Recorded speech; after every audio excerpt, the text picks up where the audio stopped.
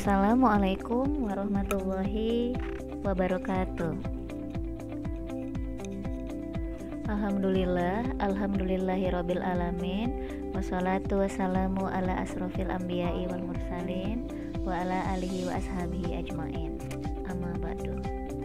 Puji syukur kehadirat Allah Subhanahu wa ta'ala atas nikmat dan kesempatan yang diberikan kepada kita sehingga kita dapat menjalankan aktivitas kita sehari-hari tanpa ada kekurangan sesuatu apapun. Salawat beringat salam tak lupa kita sampaikan kehadirat Nabi besar Muhammad SAW. Semoga syafaatnya akan menaungi kita hingga di yaumil akhir nanti.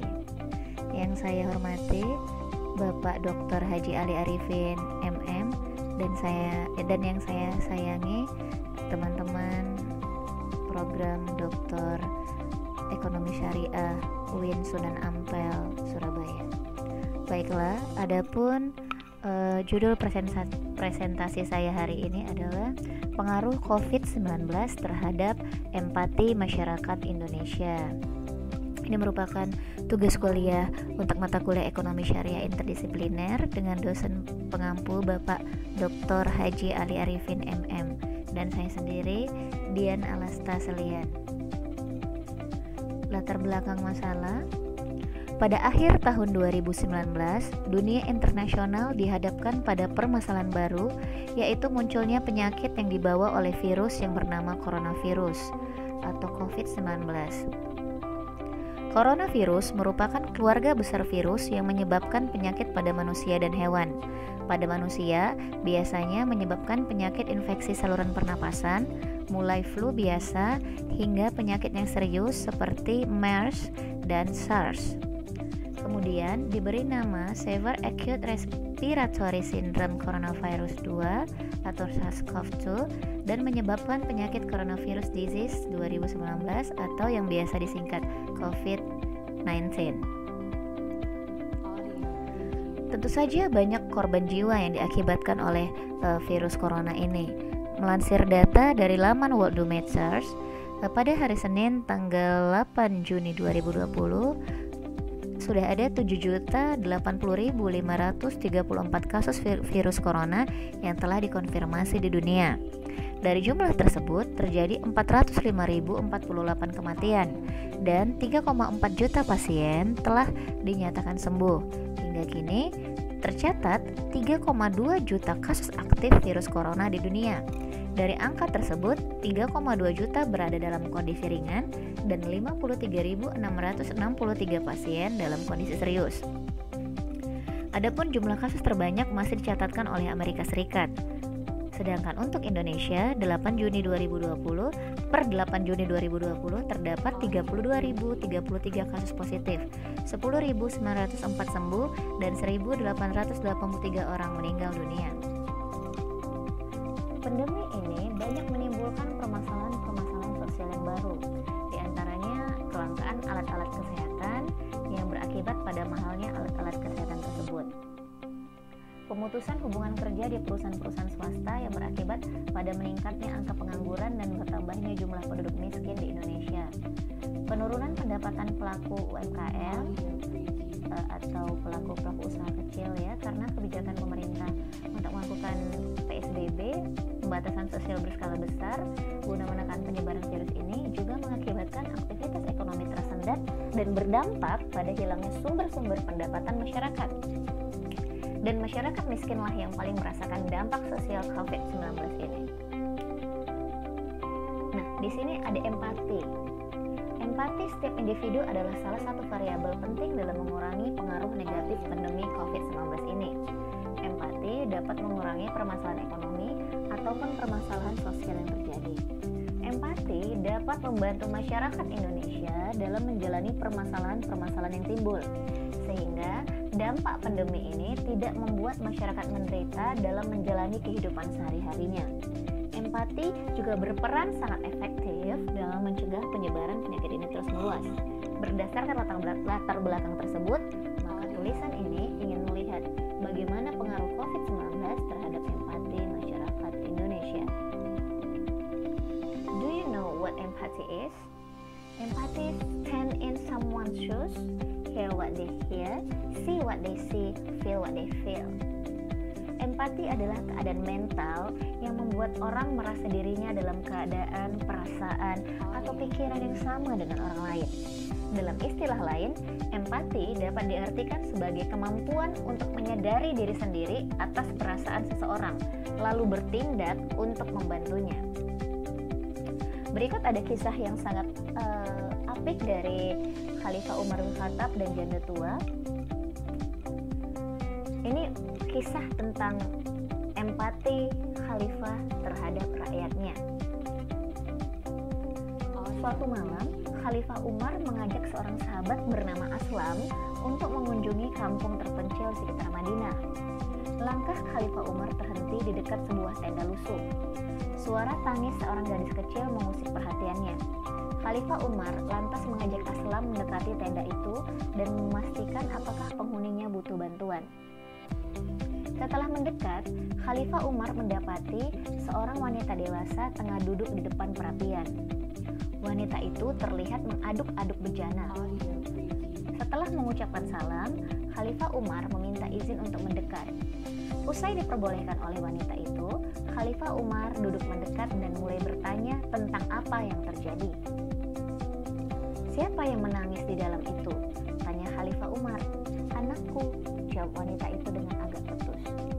"Kenapa anakmu menangis? Apakah dia sakit?" tanya Khalifah selanjutnya. "Tidak, mereka lapar," balas wanita itu. Jawaban itu membuat Khalifah Umar dan Aslam tertegun. Keduanya masih terduduk di tempat semula cukup lama. Sementara gadis di dalam tenda masih saja menangis dan ibunya terus saja mengaduk bejana. Perbuatan wanita itu membuat Khalifah Umar penasaran. "Apa yang kau masak, hai ibu? Mengapa tidak juga matang masakanmu itu?" tanya Khalifah. "Kau lihatlah sendiri." Khalifah Umar dan Aslam segera melihat isi bejana tersebut. Seketika mereka kaget melihat isi bejana itu.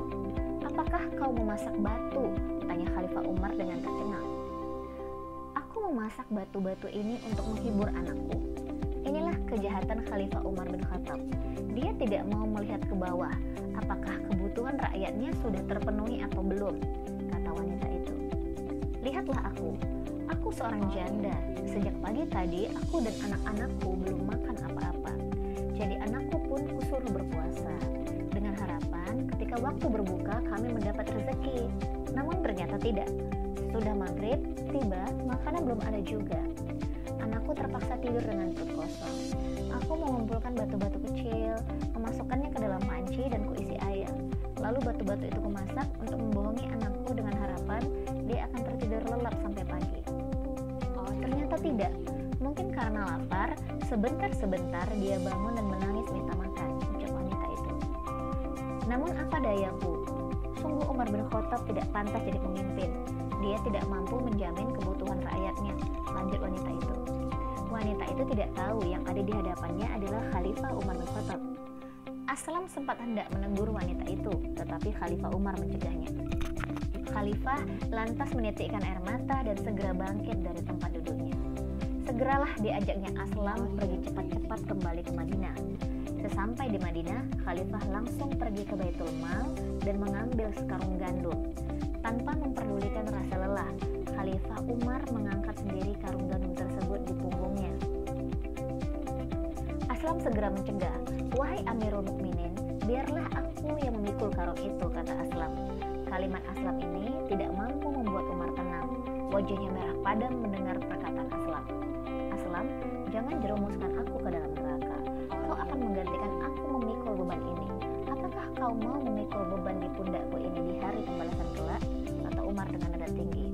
Aslam tertunduk mendengar perkataan Khalifah Umar. Sembari terseok-seok, Khalifah Umar mengangkat karung itu dan diantarkan ke tenda tempat tinggal wanita itu. Sampai di sana, Khalifah Umar menyuruh Aslam membantunya menyiapkan makanan. Khalifah sendiri memasak makanan yang akan disantap oleh wanita itu dan anak-anaknya. Khalifah Umar segera mengajak keluarga miskin tersebut makan setelah masakannya matang. Melihat mereka bisa makan, hati Khalifah Umar terasa tenang. Makanan habis dan Khalifah Umar berpamitan. Dia juga meminta wanita tersebut menemui Khalifah keesokan harinya. Berkatalah yang baik-baik, besok temuilah Amirul Mukminin dan kau bisa juga temui aku di sana. Insya Allah dia akan mencukupimu, kata Khalifah Umar. Keesokan harinya wanita itu pergi menemui Amirul Mukminin. Betapa kagetnya si wanita itu melihat sosok Amirul Mukminin yang tidak lain adalah orang yang telah memasakkan makanan untuk dia dan anaknya. Aku mohon maaf, aku telah menyumpahi dengan kata-kata zolim kepada engkau. Aku siap dihukum. Kata wanita itu, ibu tidak bersalah, akulah yang bersalah. Aku berdosa membiarkan seorang ibu dan anak kelaparan di wilayah kekuasaanku. Bagaimana aku mempertanggungjawabkan ini di hadapan Allah? Maafkan aku ibu, kata Khalifah Umar. Itu merupakan salah satu kisah empati yang dimiliki oleh Khalifah Umar bin Khattab. Dia merasakan apa yang dirasakan oleh rakyatnya dan mengambil tindakan untuk mengurangi beban rakyatnya tersebut. Permasalahan empati ini sudah dibahas dalam Quran surat An-Nisa ayat 8. Bismillahirrahmanirrahim. Wa idza hadara qismata ulul qurba wal yatama wal masakin farzuquhum minhu wa qulu lahum qaulan ma'rufa. Artinya, dan apabila sewaktu pembagian itu hadir kerabat, anak yatim dan orang miskin, maka berilah mereka dari harta itu sekedarnya dan ucapkanlah kepada mereka perkataan yang baik-baik. Quran surah An-Nisa ayat 8. Dalil yang mendukung tentang empati juga terdapat pada hadis riwayat Muslim yang artinya perumpamaan orang mukmin dalam berkasih sayang dan berlemah lembut di antara mereka bagaikan satu tubuh. Jika satu anggota tubuh sakit, maka sekujur tubuh akan merasakan sakit. Berikut merupakan contoh pentingnya empati dalam menyikapi pandemi COVID-19 ini. Yang pertama, memberikan bantuan sosial untuk masyarakat yang membutuhkan. Ini juga merupakan salah satu contoh empati. Yang kedua, tidak melakukan penimbunan atau ihtikar, baik penimbunan alat kesehatan seperti masker dan penimbunan kebutuhan pokok masyarakat. Yang ketiga, mematuhi anjuran pemerintah untuk melakukan social dan physical distancing. Yang pertama, memberikan bantuan sosial untuk masyarakat yang membutuhkan.